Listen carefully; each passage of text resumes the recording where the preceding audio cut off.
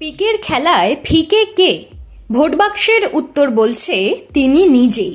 বুথফেরত সমীক্ষার ইঙ্গিত সত্যি করে অস্তাচলে জনসুরাজ পার্টি। বঙ্গের বামেদের মতোই মহাশূন্যে বিলীন।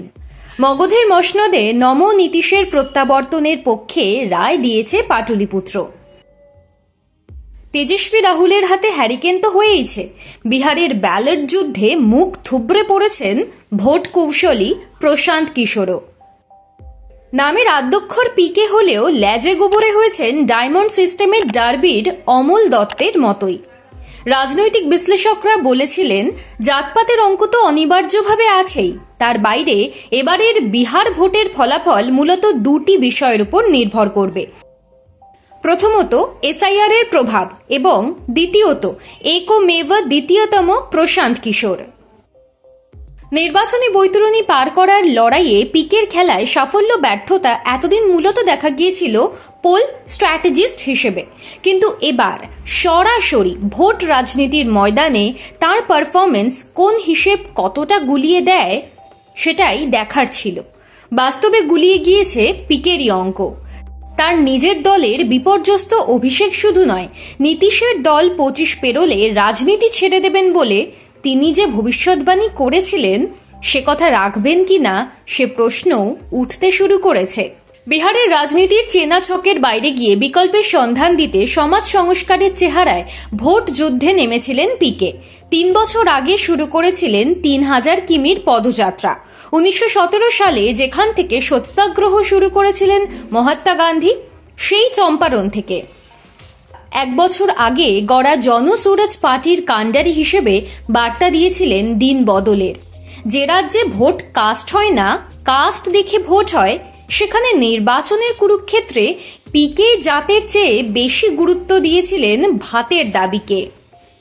ভোটের বাক্সে কতটা সফল হবেন বা আদৌ হবেন কিনা তা নিয়ে সন্দেহ থাকলেও সেসবের পরোয়া না করে ময়দানে নেমেছিলেন ভবিষ্যতের লক্ষ্য নিয়ে।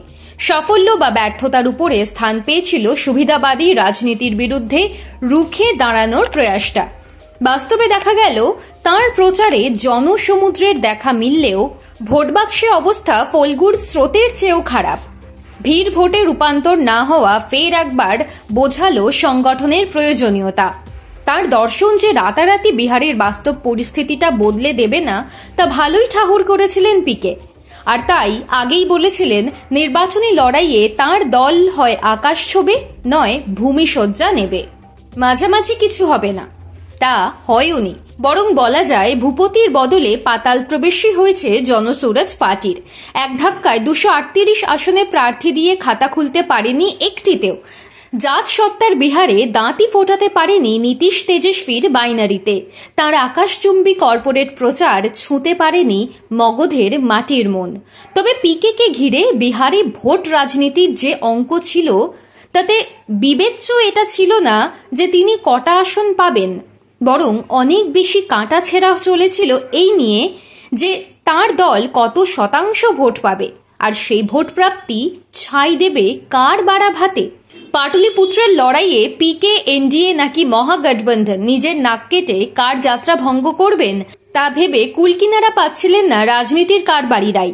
আর সেই জন্যই পাটনার মসনদ দখলের চিত্রনাট্যে রহস্যের মতো উঁকি দিচ্ছিল অমোঘ প্রশ্ন, নীতিশ নাকি তেজস্বী?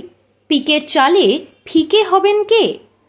ফলাফল বলছে শুধু আসনের হিসেবেই নয়, পিকে ফিকে হয়ে গিয়েছেন শতাংশের হিসেবেও। তার দলের শতাংশের হিসেব নোটের চেয়েও কম, এতটাই কম যে শতাংশেও নির্বাচন কমিশনের ওয়েব ফলাফলে ঠাঁই হয়নি জনসুরাজের। বিহারে গত লোকসভা উপনির্বাচনে 4টি আসনে গিয়েছিল এনডিএর দখলে। ওই 4টি আসনই লোকসভার ভোটে জিতে নিয়েছিল আরজেডি। কিন্তু উপনির্বাচনে পিকের দলের পক্ষে যাওয়া 11% মতো ভোট ঘটিয়ে দিয়েছিল উলটপুরাণ। প্রশ্ন ছিল এবারের ভোটেও কি সেই প্রবণতারই পুনরাবৃত্তি? হতশ্রী। প্রতিষ্ঠান বিরোধী ভোট কাটা তো দূরস্থ, পিকে নিজেই ভোগ কাট্টা।